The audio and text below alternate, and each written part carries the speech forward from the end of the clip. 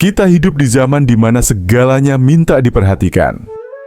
Sekaligus, tapi saat kita mencoba hadir untuk semuanya, kita justru kehilangan diri kita sendiri. Mari pelan-pelan kita tarik napas dan menyelami kenapa kita merasa tercerai dan bagaimana kita bisa pulang. Hidup tak lagi berjalan, ia berlari. Setiap hari, kita bangun ke dunia yang sudah ramai, bahkan sebelum kita membuka mata. Notifikasi menumpuk, kabar baru datang dari segala arah, dan pikiran langsung terlempar ke 10 hal sekaligus. Dunia modern seperti sungai deras yang tak pernah berhenti mengalir, dan kita, tanpa sadar, sedang hanyut di dalamnya. Tapi yang melelahkan bukan hanya derasnya aliran, melainkan kenyataan bahwa kita tidak pernah benar-benar sempat berdiri diam. Otak kita kelelahan bukan karena satu hal besar, tapi karena ribuan hal kecil yang terus mencubit perhatian tanpa henti.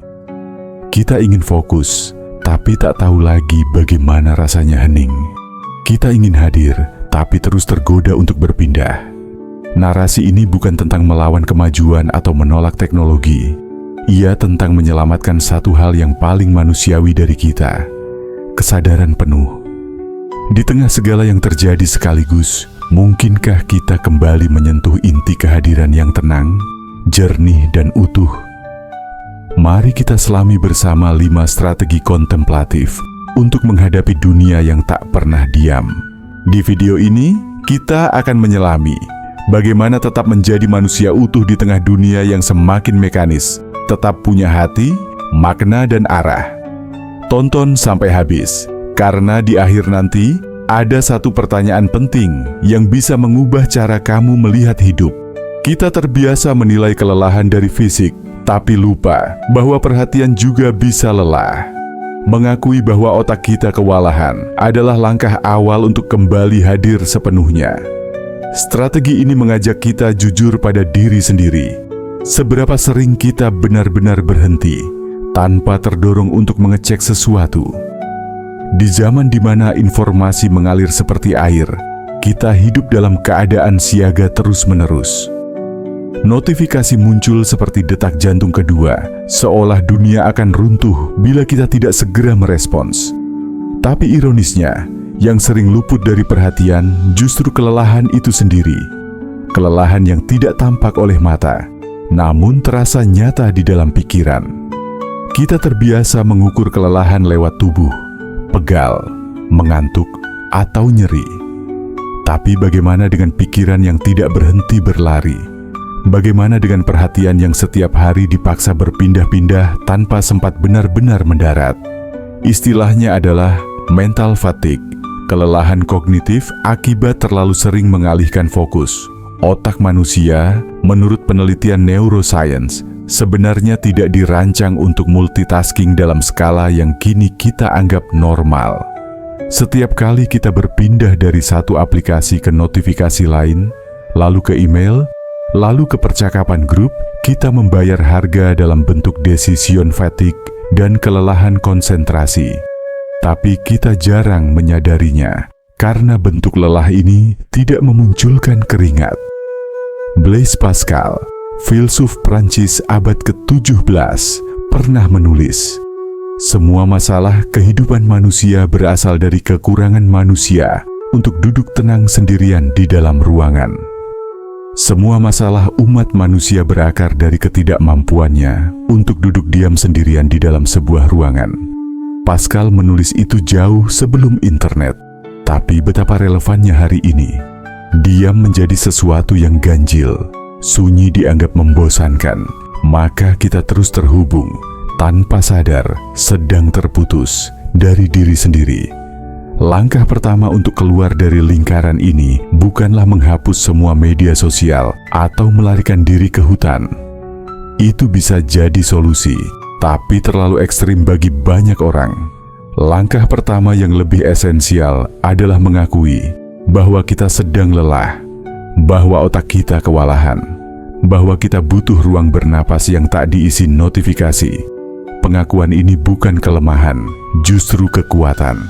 Ia menandai momen saat kita berhenti menyangkal dan mulai hadir. kita bisa bertanya dengan jujur, kapan terakhir kali aku duduk tanpa melakukan apa-apa, tanpa layar, tanpa tujuan, hanya duduk dan membiarkan pikiran bernapas? Marcus Aurelius, kaisar sekaligus filsuf Stoik, pernah mengingatkan dalam Meditations, sekarang tidak ada tempat di mana manusia dapat menemukan tempat yang lebih tenang atau tidak terganggu daripada di dalam hatinya sendiri. Tak ada tempat yang lebih tenang dan damai untuk beristirahat selain jiwa kita sendiri. Sayangnya, kita jarang masuk ke dalam jiwa itu. Kita terlalu sibuk di pinggiran, mengejar notifikasi demi notifikasi, takut tertinggal. Padahal yang kita tinggalkan justru adalah keutuhan diri kita sendiri. Maka, marilah mulai dengan satu hal, berhenti sejenak, tarik napas panjang, akui kelelahan itu. Karena dari sanalah perjalanan kita untuk benar-benar hadir bisa dimulai. Dalam badai notifikasi dan distraksi, kita perlu membangun tempat berteduh di dalam diri. Ini bisa berupa praktik hening, jurnal, napas sadar, atau sekadar duduk tanpa tujuan. Seperti otot, fokus juga butuh jeda untuk pulih dan menguat.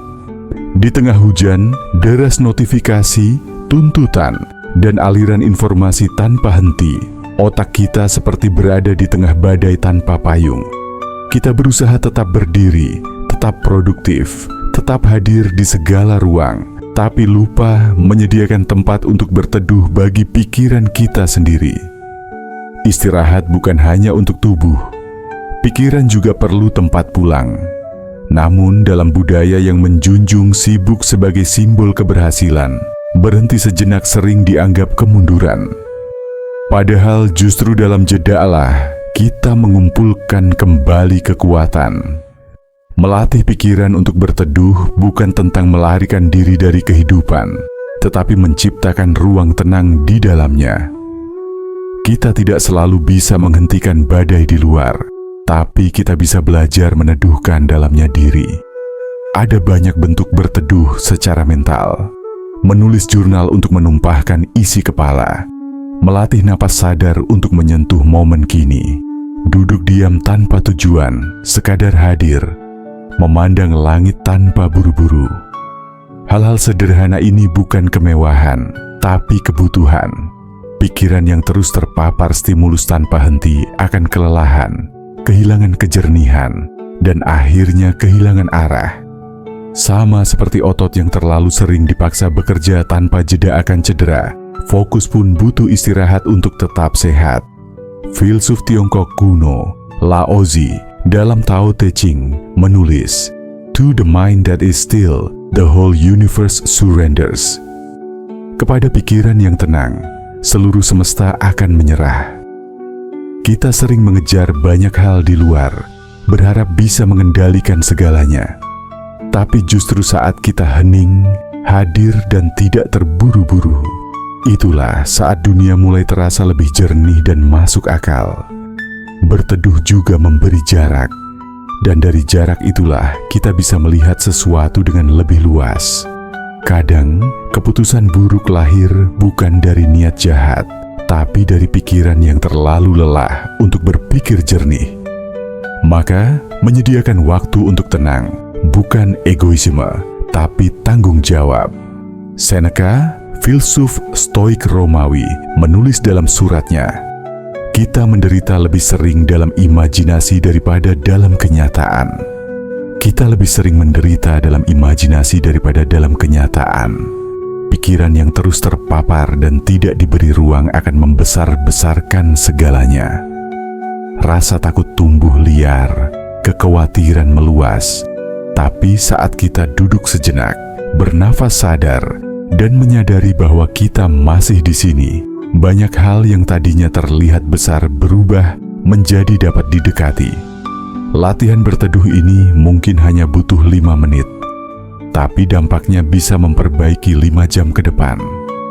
Di era di mana semua bergerak cepat, kemampuan untuk diam adalah bentuk kekuatan batin yang tak ternilai. Jadi, apakah kamu sudah punya tempat berteduh di dalam dirimu hari ini? Semakin banyak informasi yang kita konsumsi, Semakin sulit membedakan yang penting dan yang hanya memadati ruang pikiran. Strategi ini mengajak kita menyaring asupan digital, bukan karena anti teknologi, tapi demi memberi ruang bagi pemaknaan yang lebih dalam. Kita hidup dalam zaman yang mengagungkan keterhubungan total. Segala sesuatu tersedia dalam sekali geser layar. Berita, video, opini, hiburan, drama, hingga keresahan orang lain. Semuanya masuk ke dalam kepala kita setiap hari tanpa henti. Tapi semakin banyak yang kita akses, semakin sulit rasanya membedakan mana yang bermakna dan mana yang hanya memadati ruang batin. Banjir informasi tidak serta-merta menghasilkan kebijaksanaan. Yang sering terjadi justru sebaliknya. Kelebihan konsumsi membuat makna menjadi kabur. Otak kita dipaksa menelan begitu banyak hal, hingga tak sempat mencerna satu pun dengan utuh. Kita tahu sedikit tentang banyak hal, tapi jarang mendalami sesuatu dengan sungguh-sungguh. Dalam Meditations, Marcus Aurelius menulis, "Very little is needed to make a happy life. It is all within yourself, in your way of thinking." Sangat sedikit yang dibutuhkan untuk hidup bahagia. Semuanya ada dalam dirimu, dalam cara berpikirmu.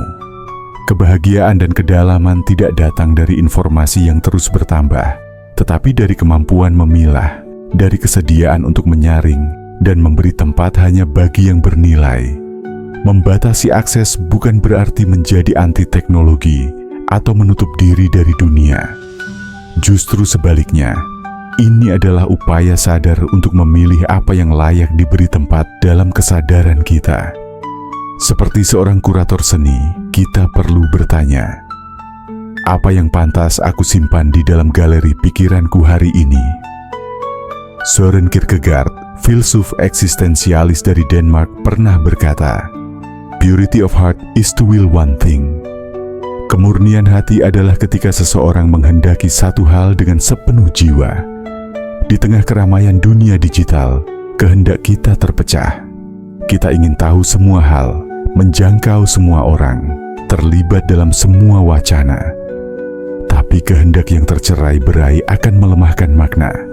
Maka, memurnikan perhatian berarti juga memurnikan niat, memilih dengan sadar apa yang layak diikuti dan apa yang cukup dibiarkan berlalu.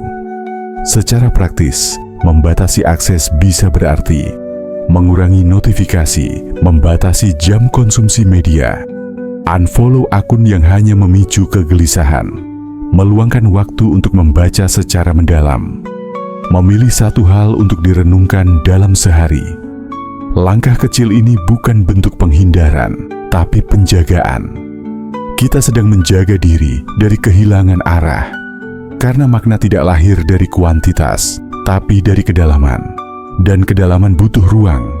Ia tumbuh bukan saat kita dijejali, tapi saat kita cukup hening untuk menyerap.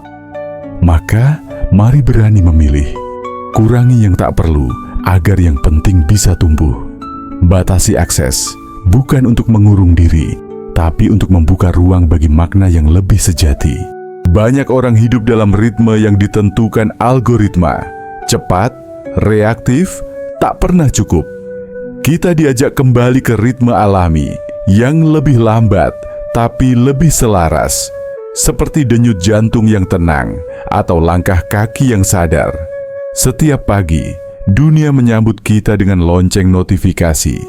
Jam digital membangunkan kita, algoritma mengatur berita yang kita baca, dan jadwal aplikasi kerja menentukan langkah hari ini. Kita hidup dalam ritme yang bukan kita ciptakan sendiri, ritme yang cepat, tergesa-gesa, dan tak pernah memberi waktu untuk benar-benar berhenti. Akibatnya, kita seperti terus berlari, tanpa tahu kemana sebenarnya kaki ini diarahkan. Kita kehilangan irama alami kehidupan, irama yang tidak ditentukan oleh gawai, melainkan oleh tubuh, napas, dan alam di sekitar. Irama alami tidak selalu produktif, tapi ia penuh kesadaran. Ia mengizinkan kita untuk lambat tanpa merasa bersalah, untuk hadir tanpa harus selalu menciptakan sesuatu. Di sanalah keutuhan kembali dirajut, saat kita berjalan sesuai langkah kita sendiri, bukan kecepatan dunia. Henry David Thoreau, filsuf dan penulis Amerika yang hidup menyendiri di tepi danau Walden, menulis, "Jika seorang pria tidak menepati irama teman-temannya, mungkin itu karena dia mendengar irama pemukul drum yang berbeda. Jika seseorang tidak mengikuti irama langkah orang lain, mungkin karena ia mendengar tabuhan genderang yang berbeda." Dalam kekacauan dunia modern, kita perlu kembali mendengarkan genderang kita sendiri. Itu bisa berarti tidur lebih awal, mengurangi ambisi yang tak perlu, atau bahkan menolak undangan demi menjaga waktu pribadi. Itu bukan egois, itu merawat. Irama alami juga bisa ditemukan dalam hal-hal kecil. Membuat teh dan meminumnya perlahan, berjalan kaki tanpa tujuan, menulis tangan di jurnal, mendengarkan tubuh saat ia meminta istirahat. Kita sering lupa bahwa tubuh memiliki kebijaksanaan yang tak kalah penting dari pikiran. Ketika kita terus memaksanya untuk mengikuti irama luar tanpa henti, kita sebenarnya sedang menjauh dari kealamian kita sendiri. Friedrich Nietzsche dalam To Spoke Zarathustra pernah berkata, "All great things must first wear terrifying and monstrous masks in order to inscribe themselves on the hearts of humanity." Segala hal besar pertama-tama muncul dalam bentuk yang aneh dan menakutkan, agar bisa meninggalkan jejak di hati manusia. Melambat di tengah dunia yang sibuk memang terasa aneh. Kita takut dianggap malas, tertinggal, atau tidak kompetitif. Tapi justru dari keberanian untuk keluar dari irama massal, itulah kita bisa menemukan kembali suara hati yang pelan tapi jujur. Menemukan irama alami bukan soal berhenti dari kehidupan modern, tapi menenun kembali kehidupan yang selaras dengan ritme batin kita. Karena hidup bukan perlombaan, tapi perjalanan. Dan dalam perjalanan, langkah yang tenang sering lebih bijak daripada lari yang tergesa. Maka, apakah hari ini kamu sudah hidup dalam ritmemu sendiri, atau masih terseret oleh irama yang bukan milikmu? Di era yang membuat kita terpencar, hadir sepenuhnya adalah bentuk keberanian. Saat kita memilih hadir dalam satu percakapan, satu tugas, satu momen, kita sedang melawan arus yang ingin mencabik perhatian kita. Kehadiran bukan sekadar konsentrasi, tapi bentuk cinta pada hidup yang sedang berlangsung.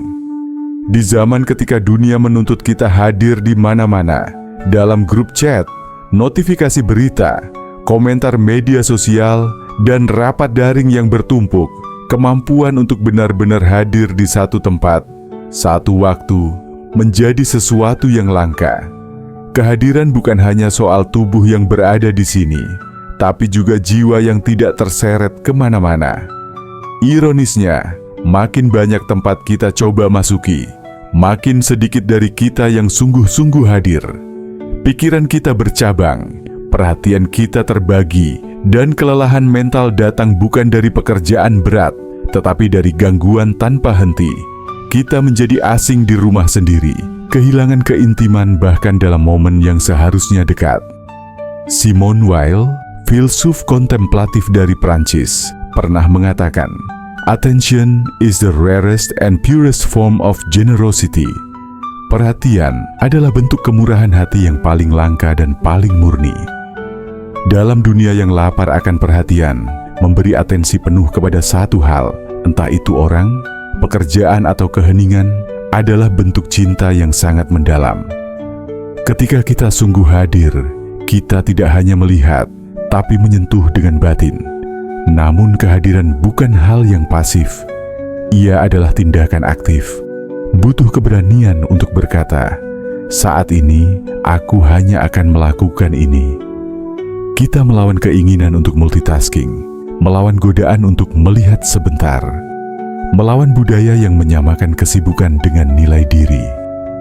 Epictetus, filsuf Stoik, menasihati murid-muridnya, "If you want to improve, be content to be thought foolish and stupid." Jika kau ingin berkembang, Bersedialah dianggap bodoh dan lamban oleh orang lain. Memelihara kehadiran memang sering membuat kita terlihat tidak produktif dalam standar dunia digital. Kita dianggap lamban karena tidak membalas cepat, tidak merespons instan.